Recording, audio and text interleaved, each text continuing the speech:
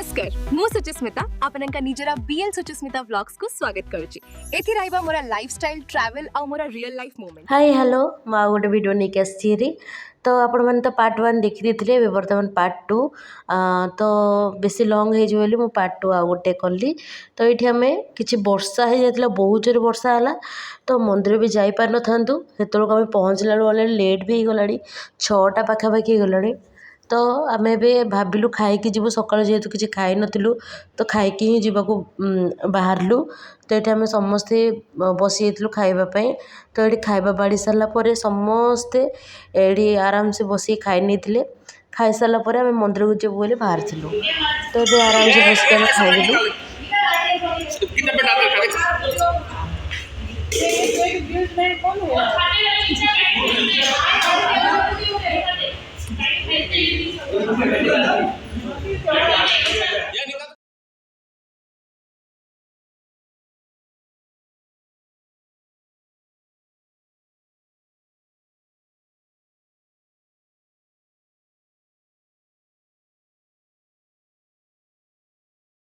आम वर्षार गोटे छता ही आनी तो सेठू आम किणिलु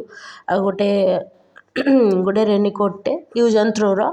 तो किणीदेकी सी ये गोटे मंदिर अच्छा यहाँ ही दर्शन कर सारापर आपण मैंने ऊपर को चढ़े। तो मो माँ किसी कथा आपण मानू कहबी आम जाऊँ लोनावाला लोनावाला अवस्थित तो आमर एकबीरा माँ देवी आमर भी आई भी कहती एकबीरा आई तो बहुत प्रत्येक ठाकुराणी तांको विषय मुझे किसी आपण मानू कहबी। तो ये आम पाहाच भी चढ़ुछु। आई एकबीरा बाबा माँ एकबीरा होउछन्ति महाराष्ट्र लोनावाला निकटस्थ कार्ला गुंफा पाखरे पहाड़ पूजिता एक प्रसिद्ध आदिशक्ति तथा जाग्रत देवी। से मुख्यतः आग्री कोली एवं कोंकण अंचलर अनेक संप्रदाय कुलदेवी बा कुल स्वामिनी भाव पूजा पाती से मंदिर स्थान है महाराष्ट्र पुणे एवं मुंबई मध्यस्थल सहिद्रा पर्वतमाला भितर अवस्थित प्रसिद्ध प्राचीन कार्ला बौद्ध गुंफा निकटरे यही पवित्र मंदिर रही। पहाड़ उपरे थिबा एही मंदिर को जीवापाई प्राय 65 पहाच चढ़ा पड़े। पौराणिक विश्वास है माँ एकबीरा को देवी रेणुका बा जगदम्बांकर एक अवतार बा रूप बोली मानी थांती। कथित अच्छी जे पांडव माने निजर वनवास समय यही अंचल रही एवं एठार माँकर आराधना भी मध्य करथिले। मत्स्यजीवी और समुद्रकूलिया लोक मान यात्रा बा जल यात्रा करने पूर्व माँ को स्मरण करी थांती। एठी बहुत पर्वपर्वाणी भी हुए चाहू चाहू ये आम बहुत पहाच भी चढ़ी सारूँ पाखापाखि 200 पाखापाखि पहाच चढ़ी सारूँ। तो ये देखिपे वर्षा को बहुत सारा ओदा होगी बहुत पानी भी अच्छी आ पाद भी खसुची बहुत। तो देखिपे ये बहुत झरणा प्राकृतिक दृश्य भी देखा मिले आते खुशी लगे माने माने मन को पूरा छुई जाए। एठे पर्वपर्वाणी भी हुए पर्वपर्वाणी चैत्र एवं आश्विन शारदीय नवरात्रि मासरे एठारे विशेष यात्रा और पूजा अनुष्ठित हुए। यही समय लक्ष लक्ष भक्त दर्शन माने भी मानसिक पूरण कले नवस मानसिक पूरा करने को आसी था। ये चाहू चाहू बहुत पहाच भी उठी सारूँ अल्प पहाच अच्छी आउ 100 पाखापाखि पहाच अच्छी प्रायतः 500 मत तो लगे अधिक बोली बट 500 कहते समस्त 500 मुझे एत गणिनी मुझे शुणी 500 पहाच कहते बट उच्चा उच्चा पहाच जेहेतु आम ऊपर को चढ़ा तो माने निश्वास प्रश्वास नेला से बहुत कष्ट हुए। तो ये आम आस्ते भलर भलर पहुँची भी जाइलु। तो देखिपे ये आम पहुँची गलु थाए माने ऊपर को गलापर एते खुशी लगला माने सत के कष्ट करने जो फलटा मिले ना बहुत कष्ट माने आखिर लुह भी बोही जाए ठाकुराणी को देखापी आ बहुत मोर मन था देखापी। फाइनाली ठाकुराणी डोरी लगी पाखे आसिक पहुँची पारी देखिपे ये दृश्य आपण मैंने जो मैंने भी आसतु जगह को थे ट्राए करूँ आ बहुत बड़ माने भल ट्रैकिंग आ पिला माने आणिक आसदी टी तकलीफ हम एवं आम चली जाइलु ठाकुराणी को दर्शन करने। तो पूरा भितर को तो मुझे नहीं पारि मोबाइल कारण किसी प्रोब्लेम हम तो से मु मोबाइल नहीं नथिली आपण मानक केमती किसी बैरिकेड देकी जीवाक पड़ो बहुत बैरिकेड भी अच्छी कहीं बहुत बड़ भीड़ भी होती ना से तो बहुत भल मंदिर थिला ठाकुर को दर्शन हो गला तबे मु दर्शन कर सारा पर एमती किसी भ्यू नहीं भ्यू को एंजॉय करूली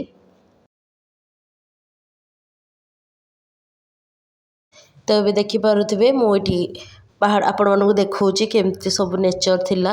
आउ केते मजा है आउठी जो मैंने भी आसवाक ट्राए कर जो मैंने पुणे रे अच्छा कि मुंबई रे अच्छा थरे ये आसतु आ ठाकुर को माने महिमा ठाकुराणी बहुत ये आउ जहाँ भी आपण मागिबे मनस्कामना ठाकुराणी पूरण करेंगे आउ ये देखिपे ये मुझे भल भाव एंजॉय कर नौची देन आउ देखा केबे नेक्स्ट टाइम ठाकुराणी जोग अच्छी आसवाई तो ये समस्ते एंजॉय करुँच आमे भी बहुत सारा एंजॉय कलु फोटो भी उठेलु